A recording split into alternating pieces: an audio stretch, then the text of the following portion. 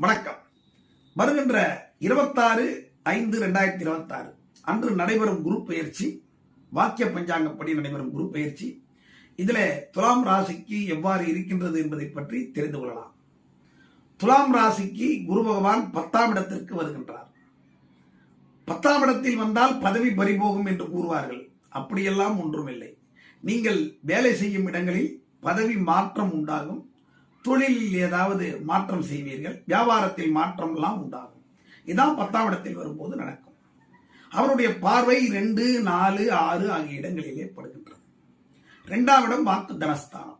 வாக்குஸ்தானத்தில் பட்டு சொன்ன சொல்லை காப்பாற்றுவீர்கள். எப்பாடுபட்டாவது சொன்ன சொல்லை காப்பாற்றுவீர்கள்.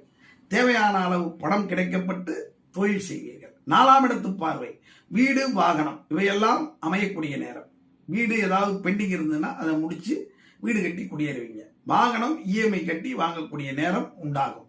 அதே போல 6ஆம் இடத்து பார்வை எதிர்ப்பெல்லாம் ஆகணும். சுற்றி ஏதாவது எந்த இடத்துல இருந்தாலும் சரி, தொழில் செய்கிற இடம் சுற்றி இருப்பவர்கள் அந்த எதிர்ப்பெல்லாம் அகன்று தேவையான அளவு பணம் கிடைக்கப்பட்டு பல செயல்களை செய்யக்கூடிய வாய்ப்பை உங்களுக்கு உண்டாக்கி தருவார்.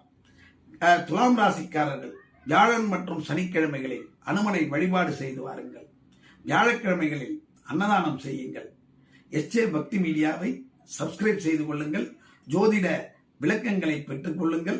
உங்களிடமிருந்து விடைபெறுவது ஜே உப்பிலியப்பன்.